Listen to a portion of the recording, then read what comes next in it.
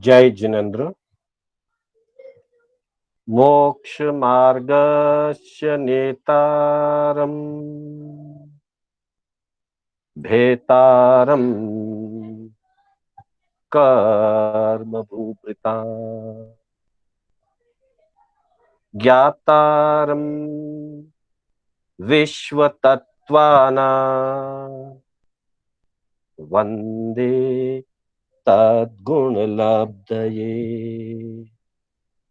वन्दे तद्गुणलब्धये।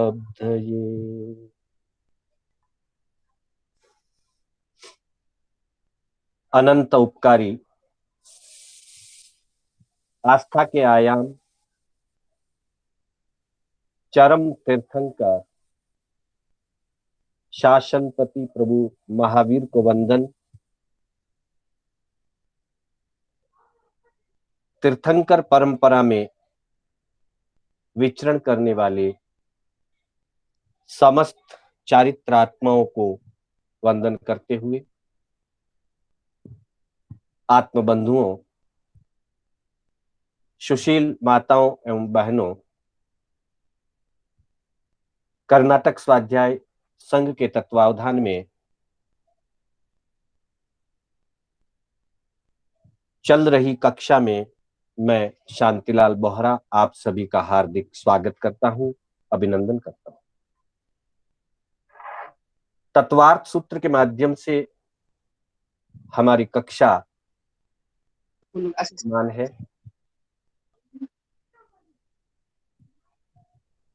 तत्वार्थ सूत्र के दूसरे अध्ययन में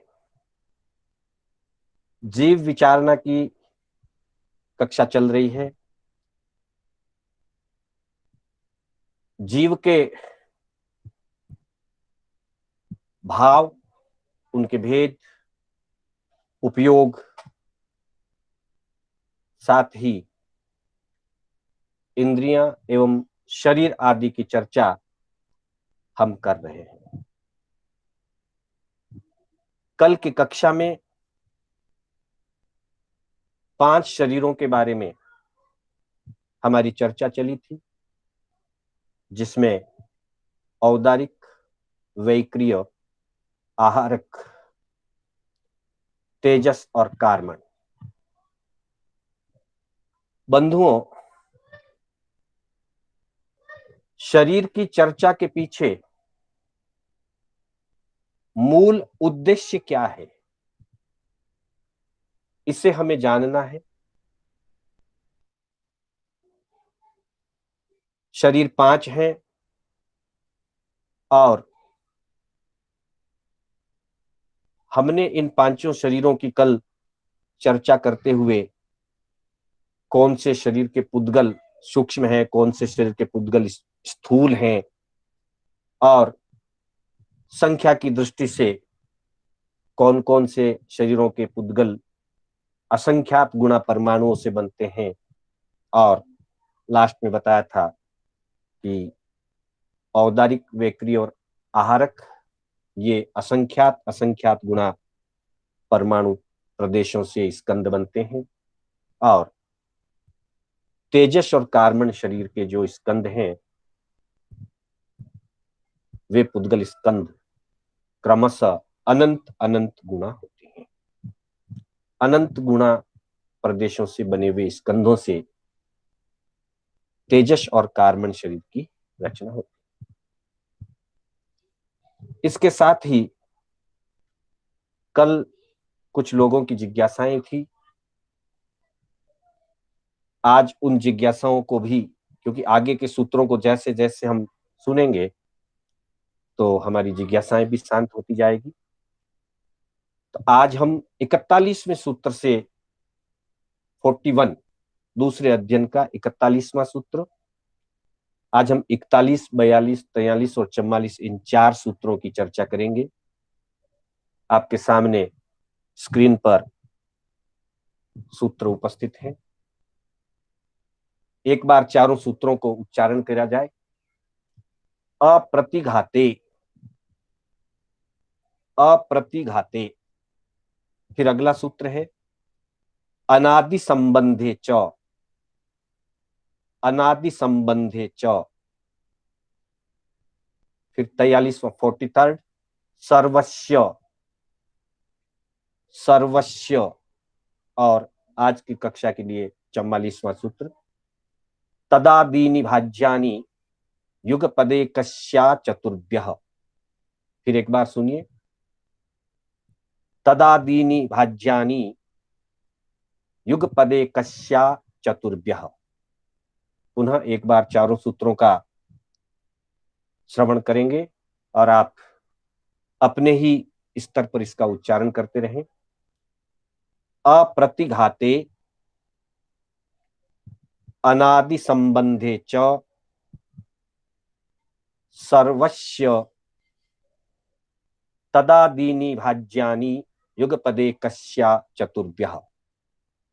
बंधुओं, इन चार सूत्रों में कल जो हमारी चर्चा 5 शरीरों के संदर्भ में चल रही थी, उसी चर्चा को इसमें आगे बढ़ाया गया है। 40वें सूत्र में कहा था अनंत गुणे परे, अर्थात अंतिम 2 शरीरों की बात 40वें सूत्र में कही गई थी, तेजस और कार्मन। अगला सूत्र जो है अप्रतिघाते, ये भी उन्हीं 2 शरीरों को सामने रख करके कहे गए। अप्रतिघाते, अनादि संबंधे च और सर्वस्य, ये तीनों सूत्र उन 2 शरीरों को सामने रख करके कहे गए। हम पहले अप्रतिघाते की चर्चा करते हैं। इस सूत्र में यह बताया गया है कि तेजस और कार्मण शरीर, चूंकि ये दोनों सूक्ष्म शरीर हैं, इसलिए प्रतिघात से रहित होते हैं, अप्रतिघाती। प्रतिघात का मतलब है किसी के लिए बाधा बनना या किसी से बाधित होना, अर्थात किसी के लिए रुकावट डालना या किसी से रुकावट प्राप्त करना, इसको प्रतिघात कहते हैं। तेजस शरीर और कार्मण शरीर इस प्रकार के प्रतिघात से रहित है, अर्थात तेजस और कार्मण इतने सूक्ष्म हैं कि कैसा भी स्थान हो, दीवार हो, लोहे का दरवाजा हो, भारी भरकम मोटी छत हो, किसी के बीच में से भी ये निकल जाए, ये प्रतिघात रहित है, अर्थात ये किसी से रुकते नहीं है और ये किसी को रोकते भी नहीं है, क्योंकि ये बहुत सूक्ष्म है। इसी बात को समझाने के लिए हमारे आगमों के अंदर राजप्रश्नीय सूत्र का उदाहरण मिलता है, जिसे रायपशेणी सूत्र भी कहते हैं या राजप्रश्नीय सूत्र। यह सूत्र उस युग की श्रावस्ती नगरी और वहां के राजा प्रदेशी राजा का केसी कुमार श्रमण, भगवान पार्श्वनाथ की परंपरा के संत थे। केसी कुमार श्रमण से राजा प्रदेशी का मिलना हुआ और अनेक प्रकार की चर्चाएं वहां हुई थी। उन चर्चा का केंद्र बिंदु एक ही था कि आत्मा और शरीर एक ही है या अलग अलग है।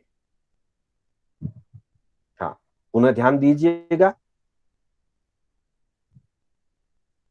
केसी कुमार समण के साथ परदेसी राजा की जो चर्चा हुई थी, उस चर्चा का केंद्र बिंदु था शरीर और आत्मा के विषय में। परदेसी राजा नास्तिक थे, वो आत्मा और कर्मों पर विश्वास नहीं करते।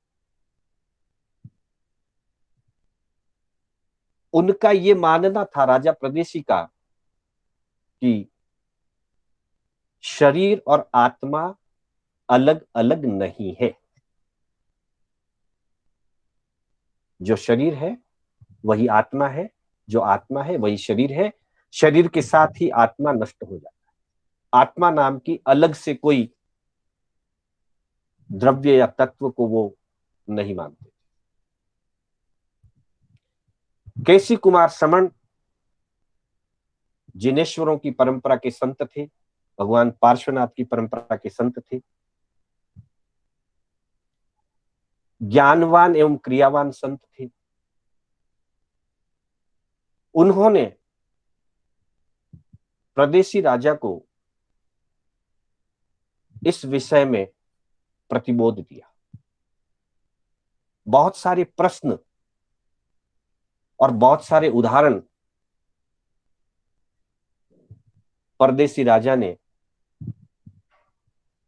केसी कुमार समण के सामने रखी और केसी कुमार समण ने उनका युक्ति युक्त उत्तर दिया और उस युक्ति युक्त उत्तर से प्रदेशी राजा को विश्वास हो गया, दृढ़ श्रद्धा जागृत हो गई कि अन्नो जीवो अन्नम शरीरम, जीव अन्य है, शरीर अन्य है। मतलब जीव अलग है और शरीर अलग है। जीव और शरीर की जो भिन्नता है, जिसे भेद विज्ञान भी कहा जाता है, यह बोध परदेसी राजा को केसी कुमार समण के द्वारा हुआ। कैसे हुआ उसके एक दो एग्जाम्पल हम समझेंगे तो उससे हमें समझ में आएगा। केसी कुमार समण ने समझाया तो प्रदेशी राजा ने अपनी जिज्ञासाएं रखी। प्रदेशी राजा ने एक उदाहरण दिया कि एक बार एक अपराधी जिसने घोर अपराध किया था और उसे मृत्यु दंड दिया गया था, तो उस अपराधी को मृत्यु दंड देने से पहले उसका वजन किया गया और मृत्यु दंड के बाद मरते ही तुरंत उसका पुनः वजन किया गया, तो वजन में कोई फर्क नहीं आया। इसका मतलब प्रदेशी राजा ने यह माना कि अगर आत्मा जैसी कोई चीज होती और वो यहां से निकल करके चली गई होती तो वजन में फर्क आना चाहिए। इसी तरह से दूसरा उदाहरण दिया कि एक अपराधी को मृत्युदंड देने के बाद एक लोहे के कुंभी के अंदर, मतलब चारों तरफ से बंद, जिसमें से हवा का भी आना जाना सहज संभव नहीं था, ऐसे लोहे के आवरण के अंदर उसको बंद कर दिया गया। कुछ दिनों के बाद देखा कि उस मृत शरीर में लटें और कीड़े पड़ गए, तो आने जाने का तो कोई रास्ता ही नहीं था, तो आत्मा आई कहां से? यही शरीर से ही ये उत्पन्न हुआ है। ऐसे ऐसे अनेक उदाहरण उन्होंने अपनी ओर से रखे जो उन्होंने प्रैक्टिकली किए थे। केसी कुमार समण ने इसका उदाहरण युक्ति से इसको समझाया कि अगर कोई चारों तरफ से पेक, चारों तरफ से बंद मकान है, आने जाने का कोई रास्ता नहीं है, और उस मकान के अंदर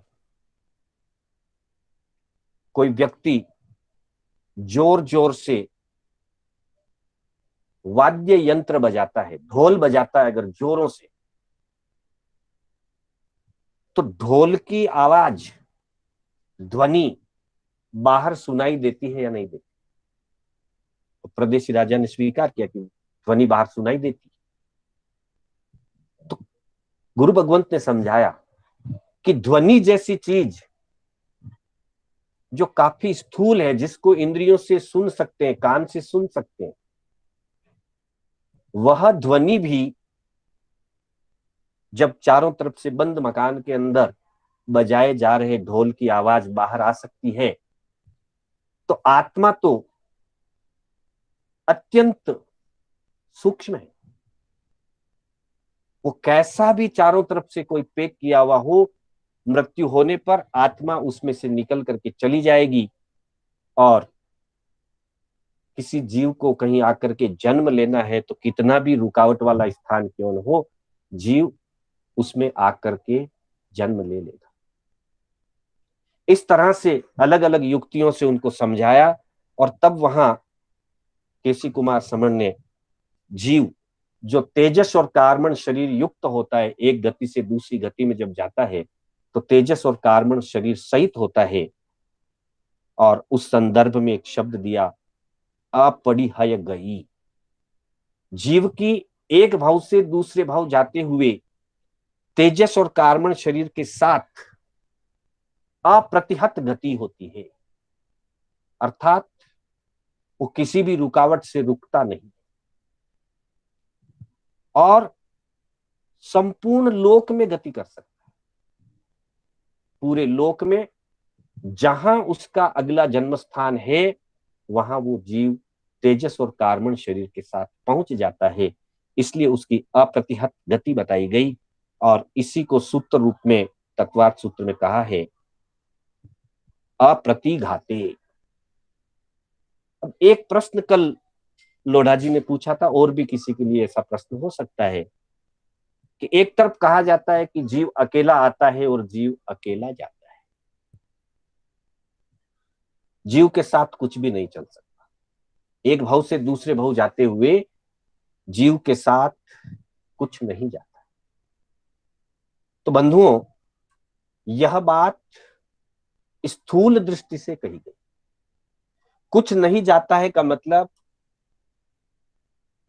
हमारे इस जीवन में रहे हुए जो स्थूल पदार्थ हैं, स्थूल शरीर से लेकर आगे सारी स्थूल वस्तुएं, धन दौलत वैभव, और हमारा स्थूल शरीर, औदारिक शरीर,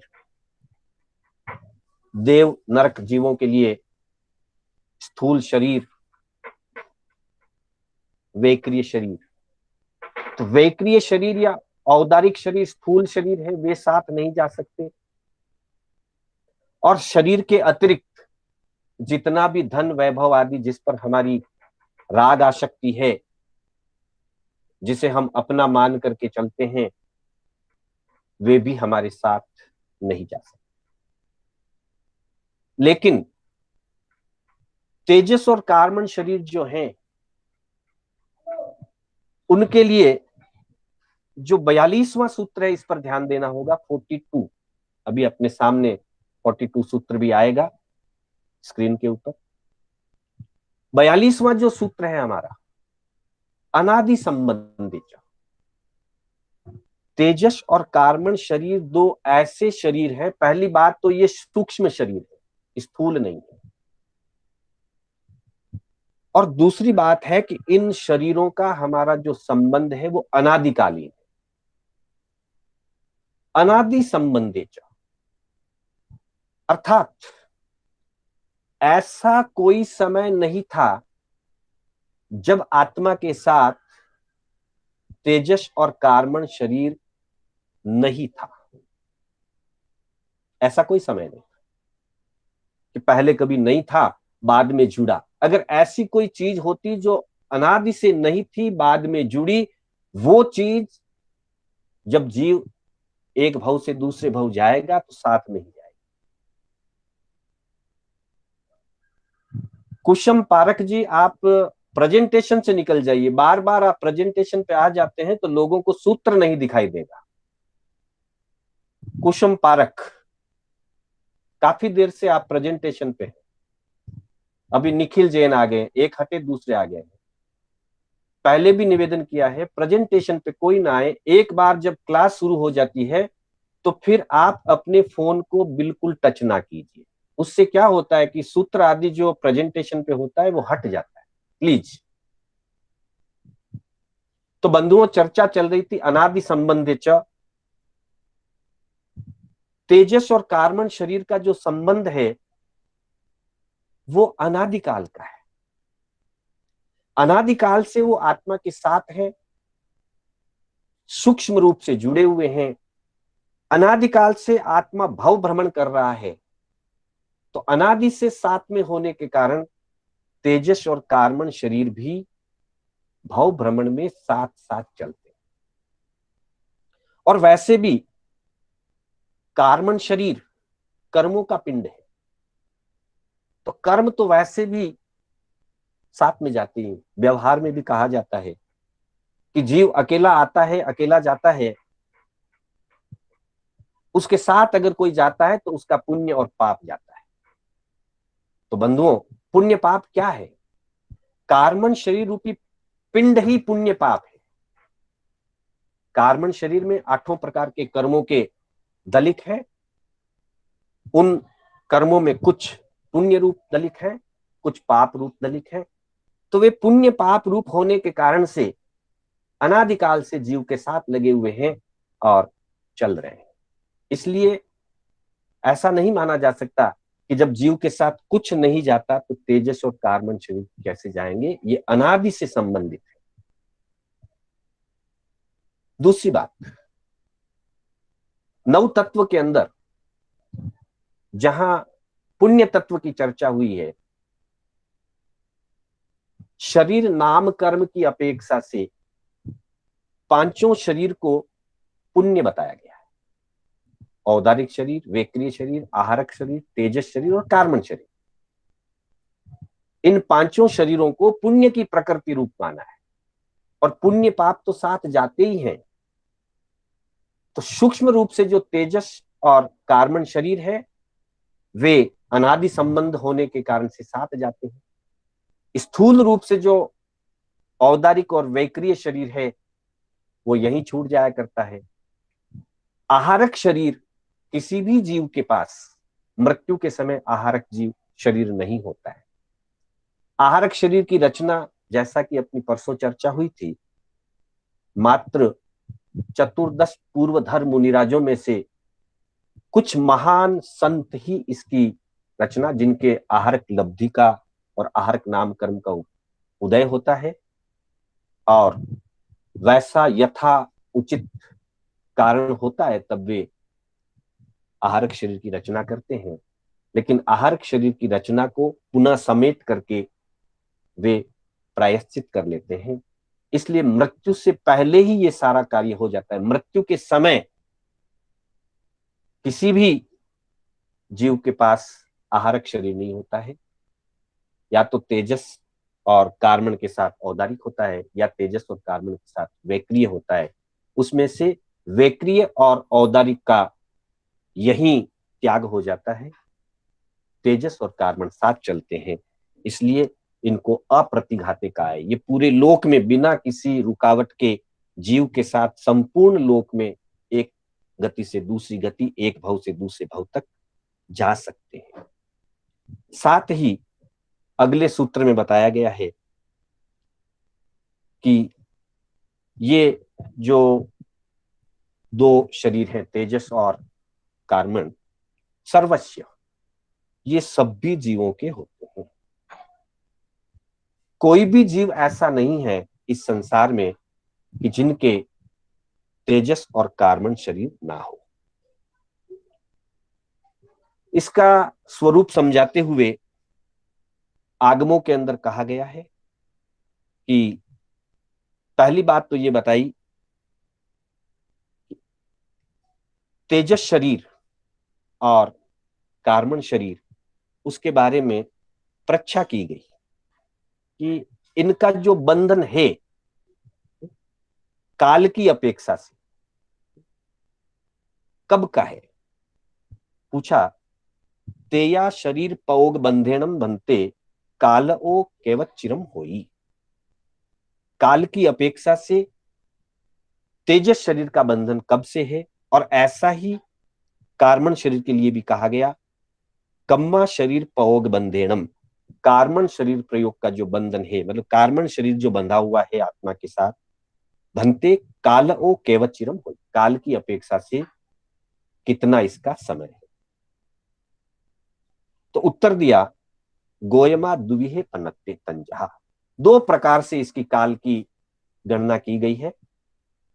43 सूत्र के अंतर्गत 43वें सूत्र में दो प्रकार से इसकी चर्चा की गई है और कहा है, अणाइये व अपज्यवसीये, अणाइये व सपज्यवसीये। यही बात तेजस शरीर के लिए कही गई है और यही बात कार्बन शरीर के लिए कही। अर्थात तेजस शरीर और कार्बन शरीर अणाइये, अनादिकाल से है, अपज्यवसीय भी है और सपज्यवसीय भी है। अर्थात अनादिकाल से है, अनंत काल तक रह सकता है। तेजस और कार्बन दोनों शरीर सभी जीवों के साथ है और सभी जीवों के साथ अनादिकाल से। आगे अपज्यवसीय भी हो सकता है और सपज्यवसीय भी हो सकता है। अर्थात कुछ ऐसे जीव हैं जिनके साथ तेजस कार्बन अनंत काल तक रहेंगे, कुछ ऐसे जीव हैं जिनके साथ तेजस और कार्बन शरीर सीमित काल तक रहे। सीमित काल कितना भी लंबा हो सकता है, लेकिन एक लिमिट है, उसके बाद नहीं रहेंगे। अर्थात संसार में जो दो प्रकार के जीव हैं, भव्य जीव और अभव्य जीव। भव्य जीव, हमने जब जीव के असाधारण भावों की चर्चा की थी तो 7वें सूत्र में आया था, जीव भव्या भव्यत्वादीन च। कुछ जीव भव्य होते हैं, मोक्ष जाने की योग्यता वाले, और कुछ जीव अभव्य या अभव्य होते हैं जिनकी मोक्ष जाने की योग्यता नहीं। अतः जिन जीवों में मोक्ष जाने की योग्यता है, जिस समय वो मोक्ष जाएंगे, जिस क्षण उनके आठों कर्मों से मुक्ति होगी, उसी क्षण तेजस और कार्बन शरीर का संबंध उन जीवों के छूट जाएगा। अनादि संबंध है, अनादिकाल से संबंध है। अणाइये, अनादिकाल से, अनादिये, अनादिकाल से संबंध है, लेकिन सपज्यवसीय संबंध है। एक समय आएगा ये संबंध विच्छेद हो जाएगा और वो विच्छेद होगा भव्य जीवों के। जब वे मोक्ष जाएंगे उस समय तेजस और कार्बन शरीर का भी त्याग हो जाएगा। मोक्ष जाने से पहले कभी भी किसी भी रूप में किसी भी जीव के तेजस और कार्बन शरीर का संबंध छूटता नहीं है। और जो अभवी जीव हैं, जो कभी मोक्ष नहीं जाएंगे, जिनके मोक्ष जाने की योग्यता नहीं है, अभवी जो जीव हैं, उनके लिए कह दिया अणाइयेवा अपज्यवसीयेवा। ये अनादिकाल से संबंध जुड़ा हुआ है उन जीवों के तेजस कार्बन शरीर का, और अपज्यवसीय, कभी भी पर्यवसित नहीं होगा, कभी ये संबंध समाप्त नहीं होगा, ये संबंध कभी छूटेगा नहीं। अर्थात भवी जीवों के पास तेजस और कार्बन शरीर अनादिकाल से है, जब वे मोक्ष जाते हैं तब ये संबंध छूटता है। इस संबंध का परिवसान हो जाता है, अंत हो जाता है। और अभवी जीवों के पास भी तेजस कार्बन शरीर अनादिकाल से है। चूंकि वे मोक्ष जाएंगे नहीं, अनंत काल के लिए संसार में ही परिभ्रमण करेंगे, इसलिए हमेशा के लिए इनका संबंध बना रहेगा। अतः तेजस और कार्बन शरीर, क्योंकि इनका अनादि संबंध है, तो छूटेंगे नहीं, और छूटेंगे नहीं तो भाव भ्रमण के समय साथ जाएंगे। फिर वहां एक परीक्षा और की है इसी संदर्भ में, कि तेजस और कार्बन शरीर का जो बंधन है उसका अंतर कितना है, कि आज वो जीव के साथ है, फिर अंतर पड़ जाए और वापिस जीव के साथ आए। तो वहां भगवान ने फरमाया कि ऐसा अर्थ समर्थ नहीं है। यानी कि तेजस और कार्बन शरीर का जीव के कभी भी अंतर नहीं पड़ता है, औदारिक शरीर का अंतर पड़ता है। जब वो वेक्रिय वाले भाव में चला जाए, अर्थात देव नरक में चला जाए, तो जगन्य 10,000 बरस उत्कृष्ट 33 सागरोपम काल जितना अंतर हो जाता है। साथ ही वेक्रिय शरीर का भी अंतर पड़ता है। देव और नरक से निकले, तिर्यंच गति में आए, मनुष्य गति में आए, जगन्य अंतर्मूर्त उत्कृष्ट अनंत काल तक का अंतर हो सकता है। लेकिन तेजस और कार्बन शरीर का अंतर बिल्कुल नहीं होता। अर्थात तेजस और कार्बन शरीर इस जीव को छोड़ते ही नहीं है, हमेशा साथ लगे रहते हैं। नरक में जाए तो साथ जाएंगे, तिर्यंच में जाए तो साथ जाएंगे, मनुष्य में आए तो साथ आएंगे, पशु योनि में जाए तो साथ जाएंगे, जहां भी जाएंगे साथ चलेंगे, और सर्वस्व सभी जीवों के होते। तो वहां एक और चर्चा की गई कि अनादिकाल से अनंत काल तक या सीमित काल तक मोक्ष जाने की अपेक्षा रहते हैं, तो ये प्रवाह की अपेक्षा से है। क्योंकि कोई भी कर्म बंधता है जीव के साथ तो उसकी एक काल मर्यादा है, कोई भी पुद्गल जीव के साथ जुड़ता है तो उसकी भी एक काल मर्यादा है। तो उस दृष्टि से तो तेजस और कार्बन शरीर समय समय पर निर्जरित होते रहते हैं, उसमें से पुद्गल, और नए जुड़ते रहते हैं, लेकिन अस्तित्व रूप से कभी भी अलग नहीं होते, अस्तित्व हमेशा बना रहता है। इसलिए अनादि संबंधे च कहा, सर्वस्व कहा और अप्रतिघाते कहा। ये जीव के साथ हर भाव में जाएंगे, हर भाव में साथ रहेंगे। उसके बाद अगले सूत्र की तरफ हम चलते हैं, जो हमारा 44वां सूत्र है। 44वें सूत्र के अंदर बताया गया कि जैसे 5 प्रकार के शरीरों की चर्चा हुई, 5 शरीरों की चर्चा से यह तो समझ में आया कि शरीर अलग है, आत्मा अलग है।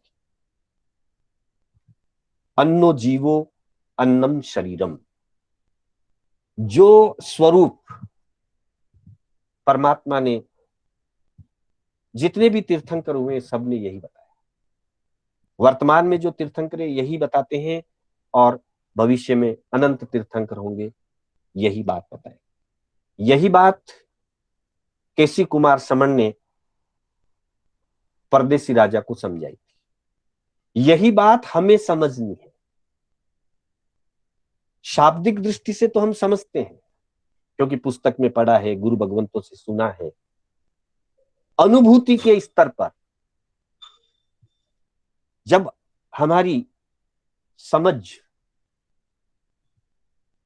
ध्यान की गहराइयों में जाए और हमें यह अनुभव के स्तर पर समझ में आए कि हाँ, वास्तव में मैं अलग हूं, मेरा शरीर अलग है, मैं आत्मा हूं, और शरीर जो है वो आत्मा से पर वस्तु है, जड़ वस्तु है।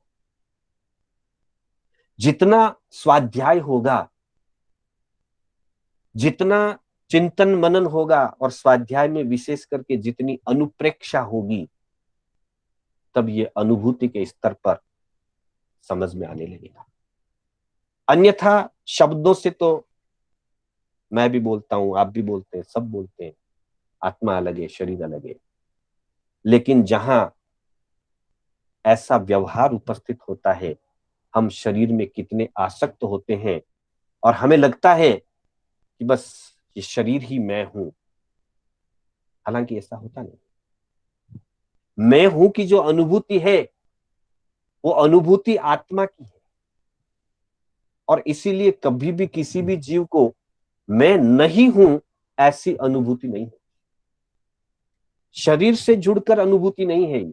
मैं हूं की जो अनुभूति है ये आत्मा की अनुभूति है, शरीर की अनुभूति नहीं है। इसलिए हमेशा यह अनुभूति होती है कि मैं हूं, मैं नहीं हूं ऐसा कभी भी किसी भी जीव में अनुभूति होता ही नहीं है, अनुभव आता ही नहीं, ऐसा फीलिंग ही नहीं होती कि मैं नहीं। क्योंकि मैं नहीं हूं तो फिर मैं कहने वाला कौन? तो मैं कहने वाला ही ये आत्मा है। जो लोग आत्मा को नहीं मानते हैं उनको भी यही अनुभूति होती है कि मैं हूं। ठीक है, मान्यता के स्तर पर जो जो पंथ या जो जो दर्शन, अलग अलग दर्शन है, उन दर्शनों में कई दर्शन वाले आत्मा को नहीं भी मानते हैं या उसका स्वरूप स्पष्ट रूप से नहीं मानते हैं। मुख्य रूप से तो एक ही ऐसा दर्शन है, चारवाक सिद्धांत जिसको कहते हैं, या चारवाक का दर्शन जिसको कहते हैं। चारवाक का दर्शन आत्मा को नहीं मानता है, आत्मा के पूर्व जन्म और पुनर्जन्म और कर्म बंध आदि अवस्थाओं को स्वीकार नहीं करता है। बाकी सारे भारतीय दर्शन किसी न किसी रूप में आत्मा के अस्तित्व को स्वीकार करते हैं। पर जैन दर्शन जितना स्पष्ट रूप से और जितना व्यवस्थित रूप से शरीर और आत्मा का अलग अलग स्वरूप हर दृष्टि से समझाया गया है भगवंतों ने, केवली भगवंतों ने जो बताया है वो अपने आप में अनूठा है। तो बंधुओं, अगला प्रश्न खड़ा होता है कि जब ये 5 शरीर बताए गए हैं तो एक जीव के पास कौन कौन से शरीर रहेंगे, कितने रहेंगे, कब तक रहेंगे? क्योंकि यह तो कह दिया तेजस और कार्बन शरीर जो हैं वो अनादि संबंधित हैं और सभी जीवों के होते हैं। तो ये निर्धारित हो गया कि प्रत्येक जीव के पास, चाहे वो नरक गति का जीव हो, देव गति का हो, मनुष्य का हो, सूक्ष्म हो, बादर हो, तरस हो या स्थावर हो, प्रत्येक जीव के पास तेजस शरीर और कार्बन शरीर तो रहेगा ही। बाकी जो 3 शरीर हैं उनकी अच्छी तरह से व्याख्या कर ली जाए तो पता चल जाएगा कि एट ए टाइम कितने शरीर एक जीव के पास हो सकते हैं। इस प्रश्न का समाधान करते हुए 44वें सूत्र में कहा गया है, तदा दीनी भाज्यानी युगपदे कश्या चतुर्भ्यः। और एक बार सुन ले, तदा दीनी भाज्यानी युगपदे कश्या चतुर्भ्यः। अर्थात तद आदिनी, तत् यानी वे कौन से? औदारिक, वे क्रियाहारक, तेजस, कार्मणानि शरीरानि। वापिस हमको उस सूत्र की तरफ जाना पड़ेगा जिस सूत्र में 5 शरीरों का परिचय दिया गया था। औदारिक, वे क्रियाहारक, तेजस, कार्मणानि शरीरानि। उस सूत्र को संबंध करके कहा गया कि तद आदिनी, उन 5 शरीरों में से, भाज्यानी भजना से, विकल्प से, युगपदे कश्या चतुर्भ्यः, किसी भी एक जीव के, एकस्य, तत् आदिनी भाज्यानी युगपद एकस्य आ चतुर्भ्यः। तत् यानी उन 5 शरीरों में से, आदिनी यानी आदि आदि एक्सेट्रा, औदारिक, वेक्रियाहारक, तेजस आदि शरीरों में से, भाज्यानी भजना से, विकल्प से, युगपत एक साथ, एकस्य यानी एक के, एक जीव के पास, आ चतुर्भ्यः 4 तक शरीर हो सकते हैं। चतुर्भ्य यानी 4 शरीर तक, आ यानी तक, 4 तक शरीर हो सकते हैं। और चूंकि बता दिया है कि तेजस और कार्बन तो सभी जीवों के साथ रहता ही है, तो ये 2 तो पहले से ही निर्धारित हैं। और सामान्य रूप से देव और नरक गति के अंतर्गत वेक्रिय शरीर मुख्य रूप से होता है, स्थूल शरीर वेक्रिय होता है। तो देव और नरक गति के जीवों को 3 शरीर हो जाएंगे, वेक्रिय, तेजस और कार्बन। फिर ध्यान दीजिएगा, देव गति और नरक गति के जीवों को वेक्रिय, तेजस और कार्बन, ये 3 शरीर होंगे। तिर्यंच और मनुष्यों में सामान्य रूप से औदारिक शरीर होता है, तो मनुष्य और तिर्यंचों के भी 3 शरीर हो जाएंगे, औदारिक, तेजस और कार्बन। ये सामान्य अपेक्षा से वाटे बहते कोई भी जीव हो, चारों गति से निकला हुआ और चारों गति में जाता हुआ, किसी भी गति से निकला हो, किसी भाव से निकला हो, किसी भाव के लिए जा रहा हो, किसी गति के लिए जा रहा हो, अंतराल गति में वाटे बहता सभी जीवों के पास तेजस कार्बन 2 शरीर हो। और भव धारण करते ही, गति को स्वीकार करते ही, नरक को, देव को, तिर्यंच और मनुष्य 4 गति में से जिस गति में उत्पन्न हुआ, वहां की भव को ग्रहण करते ही औदारिक या वेक्रिय शरीर निर्मित हो जाए। तो वहां 3 शरीर हो जाएंगे, देव नरक में वेक्रिय तेजस कार्बन, मनुष्य और तिर्यंच में औदारिक तेजस और कार्बन, ये 3 हो गए। उसके बाद कुछ साधक जीवों को वेक्रिय शरीर की प्राप्ति हो जाती, लब्धि से होती, साधना से होती। कल किसी ने एक प्रश्न भेजा था व्हाट्सएप के ऊपर कि ऐसा कोई उदाहरण, किसी मनुष्य को वेक्रिय शरीर प्राप्त हुआ, ऐसा एग्जाम्पल। हम जब तीर्थंकरों के जीवन चरित्र को और उनके संघ की परिचय गाथा को पढ़ते हैं, तो वहां सब संख्याएं दी है। अमुक तीर्थंकर के शासन में इतने वेक्रिय लब्धि संपन्न थे, इतने आहारक लब्धि संपन्न थे, ये सारी संख्याएं हर तीर्थंकर के यहाँ दी। उससे हमको पता चल जाएगा कि किस किस तीर्थंकरों के शासन में कितने कितने वेक्रिय लब्धिधारी संत मुनिराज थे। उदाहरण की जहां तक बात है, तो उदाहरण के तौर पर 2 उदाहरण आपके सामने मैं रख सकता हूं, जिससे आपको पता चल जाएगा कि मनुष्य वेक्रिय धारण करता है तो किस प्रकार या क्या होता है। एक उदाहरण जो प्रचलित है, अनेक उदाहरण हो सकते हैं, 2 प्रचलित उदाहरण मैं आपके सामने रख रहा हूं। एक उदाहरण विष्णु कुमार मुनि का। विष्णु कुमार मुनि, ये उस युग की बात है जब एक बार नमुची नाम का एक मंत्री था और अपने राजा चक्रवर्ती से उसने कुछ वरदान मांग लिया था और 7 दिन के लिए वो राज्य का अधिकारी बन गया। जैन मुनियों से उसे द्वेष था, तो उसने घोषणा करवा दी कि सिर्फ 7 दिन के अंदर अंदर जितने भी जैन साधु साध्वी हैं, वे मेरे पूरे राज्य की सीमा से बाहर निकल गए। और चूंकि राजा उस समय 6 खंड का अधिपति था, तो 6 खंड के स्थान को छोड़कर कहां जाया जा सकता है। जब इस बात का संघ को पता चला, तो विष्णु कुमार मुनि कहीं साधना कर रहे थे, वहां से विष्णु कुमार मुनि को बुलाया गया। विष्णु कुमार मुनि ने उस समय अपनी वेक्रिय लब्धि का प्रयोग करके अपने शरीर को बिल्कुल छोटा, बौना बना लिया। वेक्रिय लब्धि में ये शक्ति होती है कि शरीर को छोटा बड़ा बनाया जा सकता है। तो पहले उन्होंने छोटा शरीर बना लिया वेक्रिय शक्ति से, और फिर उस नमुची के पास जाकर के कहा कि भाई, तुम जैन मुनिराजों के प्रति इस प्रकार कर रहे हो, ये ठीक नहीं है।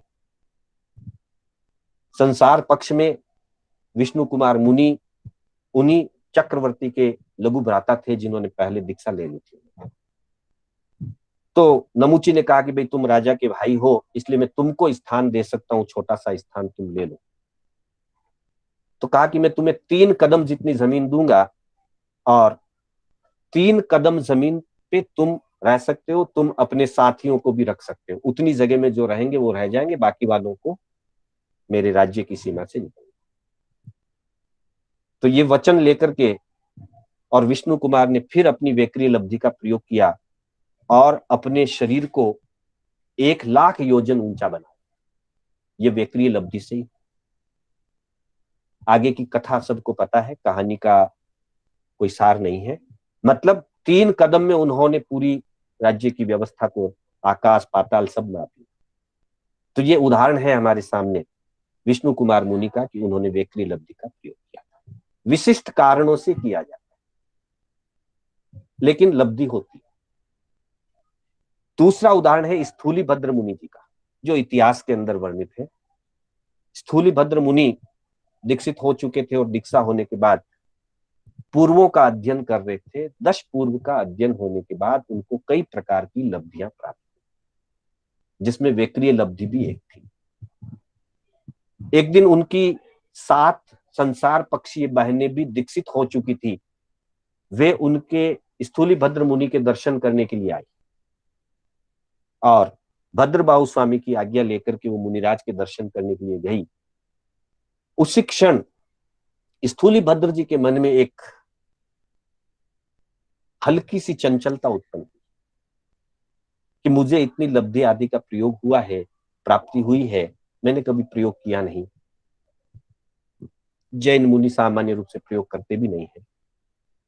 सहज उनके मन में भाव जागृत हुआ कि मेरी बहन साध्वियां आ रही हैं, तो उन्हें भी पता चले कि मुझे कैसी लब्धियां प्राप्त है। और उस भाव से उन्होंने वेक्रिय लब्धि का उपयोग करके और सिंह का रूप धारण कर लिया। जब बहन साध्वी जी आती हैं और वहां मुनिराज को नहीं देखती हैं, सिंह बैठा हुआ देखती हैं, तो वापस चली जाती है। भद्रबाहु स्वामी के पास जाकर के निवेदन करती हैं कि भगवान, भाई महाराज तो वहां दर्शन हुए नहीं हमको, वहां तो एक सिंह जाति का पशु तिर्यंच बैठा है, हम वापिस आ गए। भद्रबाहु स्वामी को अपने ज्ञान से पता चल गया कि स्थूलीभद्र जी ने अपनी लब्धि का प्रयोग किया है। फिर कहा कि अब जाइए, दर्शन हो जाएगा। जब तक उन्होंने अपनी लब्धि समेट ली थी, वेक्रिय का वापिस संयोजन कर लिया, मतलब समृद्ध कर ली थी उस लब्धि को, और साध्वी जी गई, उनको गुरुदेव के दर्शन, स्थूलीभद्र जी के दर्शन। यही घटना आगे जाकर के कारण बनी। भद्रबाहु स्वामी जी ने स्थूलीभद्र जी को आगे के 4 पूर्वों का अर्थ से ज्ञान नहीं दिया। बहुत अनुनय करने पर मूल पाठ दिया, लेकिन अर्थ और रहस्य नहीं बताए कि आने वाला युग 5वां आ रहा, जैसे जैसे आगे बढ़ेगा चंचलता बढ़ती जाएगी। तो आगे का अध्ययन नहीं दिया उन्होंने अर्थ से। तो ये 2 उदाहरण हम देख सकते हैं जिसमें मनुष्य गति में मनुष्य को विशेष साधना आदि के कारण से वेक्रिय लब्धि प्राप्त होती है। तो इस तरह से जब किसी जीव को वेक्रिय लब्धि प्राप्त होती है, तिर्यंच को भी हो सकती है, मनुष्य को भी हो सकती है। तो पहले औदारिक वेक्रिय औदारिक तेजस कार्बन 3 शरीर पहले से हैं, और जिस समय वेक्रिय लब्धि का प्रयोग कर लिया जाए तो उस समय वो 4 शरीरों से युक्त हो जाते हैं। तो इस तरह से तेजस कार्बन औदारिक मूल शरीर है और वेक्रिय की रचना करें तो 4 शरीर एक साथ हो। अब कुछ महापुरुष ऐसे हैं जिनके पास वेक्रिय लब्धि भी है और बाद में आहारक लब्धि प्राप्त हो गई। ये सिर्फ 14 पूर्वधर मुनिराज को होती है। तो 5 शरीर हो सकते हैं। तो शक्ति तो 5 शरीर की एक साथ हो सकती है, लेकिन जहां तक प्रयोग का सवाल है, जिस समय जीव वेक्रिय लब्धि का प्रयोग करता है, उसी क्षण उसी के साथ आहारक लब्धि का प्रयोग नहीं कर सकता, और जिस समय आहारक लब्धि का प्रयोग करता है उस समय एक साथ में वेक्रिय शक्ति का प्रयोग या वेक्रिय लब्धि का प्रयोग नहीं कर सकता। इसलिए प्रयोग रूप में तेजस कार्बन औदारी के साथ वेक्रिय मिलाकर के 4 रहेंगे, या तेजस कार्बन और औदारिक के साथ आहारक की रचना करके 4 रहेंगे। इसलिए प्रयोग रूप से एक साथ एकादिनी भाज्यानि युगपदे कस्यात् चतुर्भ्यः 4 तक शरीर एक जीव के साथ हो सकते हैं। तेजस कार्बन सामान्य रूप से होते हैं, औदारिक स्थूल शरीर होता ही है। या तो वे वेक्रिय की शक्ति का प्रयोग करें तो चौथा शरीर वेक्रिय होगा, अथवा जिसके पास आहारक लब्धि है, आहारक शक्ति का प्रयोग करें तो चौथा शरीर आहारक शरीर होगा। आहारक और वेक्रिय दोनों लब्धियों को एक साथ में प्रयोग नहीं किया जा सकता। शक्ति की दृष्टि से, योग्यता की दृष्टि से मनुष्य गति में विशिष्ट महान संतों के पास पांचों शरीर की योग्यता होती है। औदारिक तेजस कार्बन है ही है, लब्धि से वैक्रिय मिल गया और फिर विशिष्ट लब्धि से आहारक मिल गया। यहां एक बात और ध्यान देनी होगी, आहारक लब्धि उन्हीं को प्राप्त होती है जिनको पहले वैक्रिय लब्धि प्राप्त हुई। बिना वैक्रिय लब्धि प्राप्त हुए आहारक लब्धि प्राप्त नहीं। प्राप्ति की अपेक्षा से पहले वैक्रिय लब्धि प्राप्त होती है, उसके बाद आहारक लब्धि प्राप्त होती है। इसलिए पांचों शरीर की योग्यता हो जाए। प्रयोग की दृष्टि से 3 शरीर है साथ में, तेजस कार्बन और औदारिक मूल शरीर। जिस समय वैक्रिय की रचना करते हैं उस समय आहारक की रचना नहीं करते, और जिस समय आहारक की रचना होती है उस समय वैक्रिय की नहीं होती। इसलिए प्रयोग रूप से 4 शरीर एक साथ हो सकते हैं। शक्ति की अपेक्षा या योग्यता की अपेक्षा पांचों शरीर एक साथ हो सकते हैं। यही बात प्रज्ञापना सूत्र के अंदर जो है शरीर पद के अंदर भी बताई गई है कि जस्स वेउवीय शरीरम तस्स आहारग शरीरम नत्थि। जिस जीव के जिस समय वैक्रिय लब्धि का, वैक्रिय शरीर का प्रयोग हो रहा है, तस्स आहारगम शरीरम नत्थि, उस समय आहारक शरीर की लब्धि का प्रयोग नहीं होता है। जस्स पुन आहारक शरीरम तस्स वेउवीय शरीरम नत्थि। और इसी तरह से जिस समय आहारक शरीर का, आहारक लब्धि का प्रयोग हो रहा है उस समय वैक्रिय शरीर की लब्धि का प्रयोग नत्थि यानी कि नहीं होता। यानी कि आहारक और वैक्रिय दोनों लब्धियों का एक साथ प्रयोग नहीं हो सकता। इसलिए अधिकतम 4 शरीर एक जीव में प्रयोग रूप में साथ रह सकते हैं, शक्ति रूप में 5। साथ ही ये कहा तेया कंबाइन, तेजस और कार्बन शरीर जो है वो ओरालियनम और औदारिक शरीर के साथ भी रहते हैं, और आहारक शरीरम, आहारक शरीर के साथ भी रहते हैं। मतलब तेजस और कार्बन औदारिक के साथ भी रहेंगे, वैक्रिय के साथ भी रहेंगे, और तेजस के साथ भी रहेंगे। इसी तरह से आहारक शरीर या वैक्रिय शरीर औदारिक के साथ रह सकते, लेकिन वैक्रिय और आहारक ये दोनों एक साथ कभी भी प्रयोग रूप से नहीं रह सकते हैं। इसलिए अधिकतम 4 शरीर की प्रयोग रूप से उपलब्धि होती है। तो पुनः इस सूत्र को सुनकर के हम बात को समाप्त करेंगे।